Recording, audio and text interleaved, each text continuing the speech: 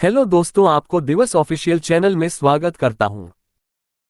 आज का ये वीडियो आपको जरूर पसंद आएगा, खास करके जो पढ़ाई कर रहे हैं। इस वीडियो में ऐसे होनहार बच्चा के बारे में बताने जा रहा हूं जिसने फिलहाल वर्ल्ड को हिला के रखा है। वो भी दूसरे देश से नहीं बल्कि हमारा भारत देश से ही है। शरीम खान उत्तर प्रदेश में रहने वाला 11 साल का लड़का है।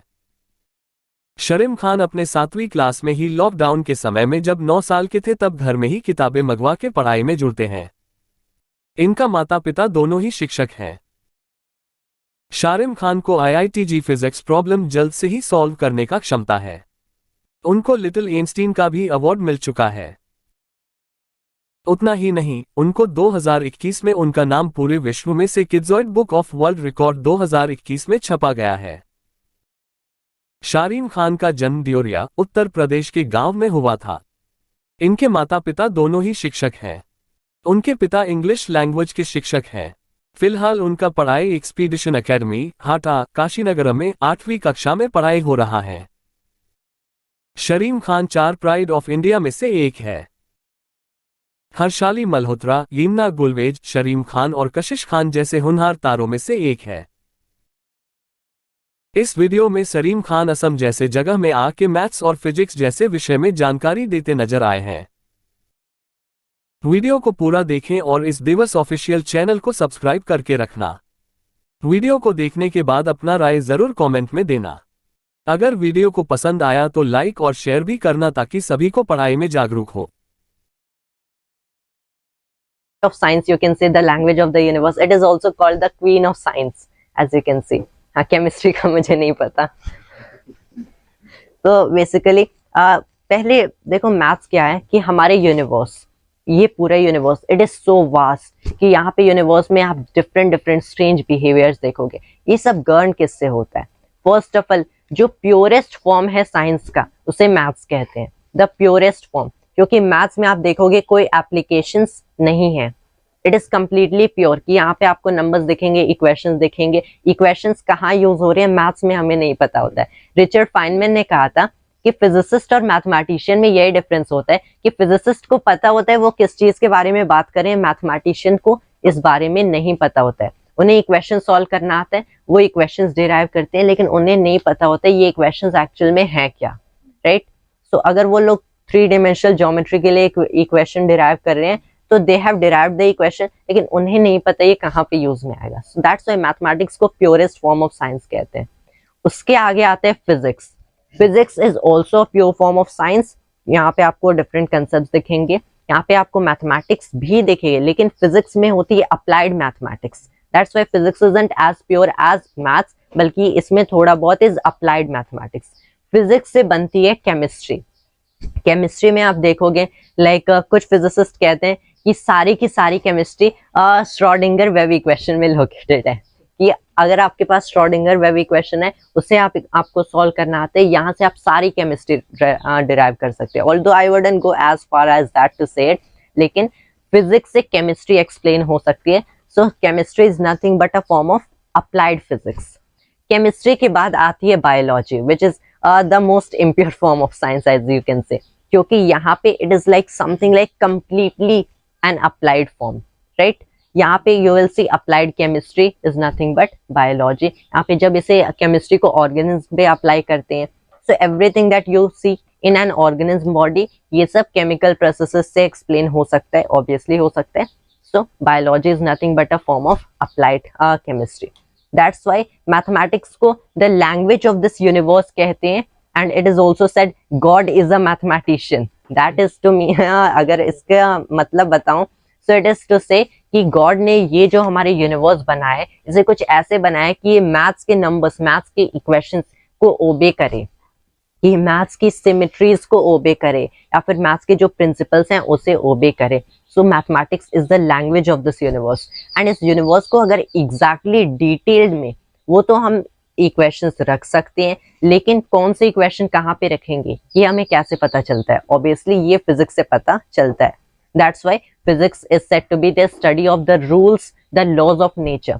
फिजिक्स को एक्चुअल में पहले नेचुरल फिलोसफी कहते थे, नेचुरल फिलोसफी। बाद में ये टर्म फिजिक्स आया इन दी 19th सेंचुरी, यानी कि 1800s के अराउंड, माइकल फैराडे के टाइम के अराउंड ये टर्म आया फिजिक्स, वरना पहले इसे नेचुरल फिलोसफी कहते थे। And physicist like Isaac Newton and Galileo Galilei, उन्हें फिजिसिस्ट नहीं बल्कि फिलोसोफर्स ही कहा जाता था, natural philosophers and mathematicians. So that is the meaning कि physics is the king of science, क्योंकि साइंस में देखें सो मैथ्स अगेन इंक्लूडेड, तो फिजिक्स सबसे फंडामेंटल ब्रांच है साइंस का, यहाँ से आप दूसरे ब्रांचेस ऑफ साइंस डिराइव कर सकते हो। And mathematics is the queen of science, क्योंकि बिना मैथ्स के फिजिक्स भी इनकम्प्लीट है, and this is a fact that we all have to accept. ठीक है सर, के लिए हम कैसे प्रिपरेशन करना चाहिए नीट के लिए? ओके नीट के लिए।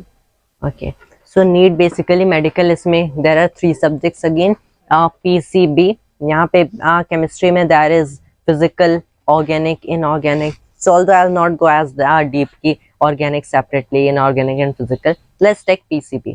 तो यहाँ पे जो तीनों सब्जेक्ट्स होते हैं, एक्चुअल में I'll say कि मोस्टली जो नीट में एस्पिरेंट्स फेल करते हैं वो फिजिक्स की वजह से करते हैं। सो नो वंडर कि नीट के aspirants, you'll see there are lot of NEET aspirants out there जो कि फिजिक्स को हेट करते हैं, that it is such a boring subject, and इसकी वजह से every year we are failing, taking drops and again failing, usually यही होता है। Biology I would say NEET में इजी होता है, biology is all just to memorise, NEET में इजी होते हैं। नीट की केमिस्ट्री बायोलॉजी से डिफिकल्ट होती है, एंड केमिस्ट्री से भी डिफिकल्ट नीट की फिजिक्स होती है। तो अगर मैं कहूँ एक्चुअल में ना नीट की फिजिक्स बहुत ही ईजी है इससे और दूसरे एग्जाम से कंपेयर करें, हाँ, लेकिन नीट के एस्पिरेंट्स जो कि बायोलॉजी के लिए they are opting for biology, तो उनके लिए नीट की फिजिक्स डिफिकल्ट होती है।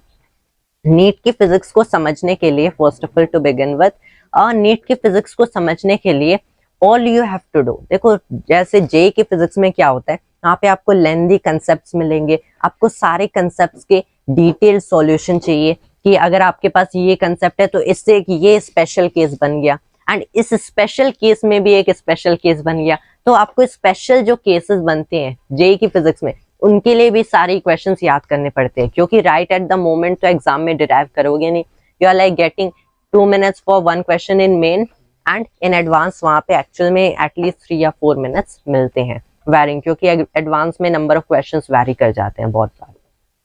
तो यहाँ पे जो नीट की फिजिक्स में होती है, ऑल देयर इज कि अगर आप कोई नॉर्मल बुक भी पढ़ते हो, लाइक एच.सी. वर्मा की थ्योरी काम कर सकती है, एंड एच.सी. वर्मा के जो स्टार्टिंग के क्वेश्चंस हैं, लाइक किसी चैप्टर में 30 क्वेश्चंस हैं तो स्टार्टिंग के 15, तो स्टार्टिंग के जो 40-50% है, अगर वो कवर कर लिया जाए तो इजीली नीट की फिजिक्स हैंडल हो सकती है। रिमेंबर नीट की फिजिक्स में क्या है, ऑल देयर इज कि आपको वो chapter first of all heading समझना है, when you get to the paragraphs and all subtopics in the chapter, वहां पे जो भी सब टॉपिक है, लाइक आप centre of mass, you are all familiar with centre of mass, या let me take a rather common chapter, हम लोग ले लेते हैं डायमेंशंस। डायमेंशंस तो हर किसी को आता होगा।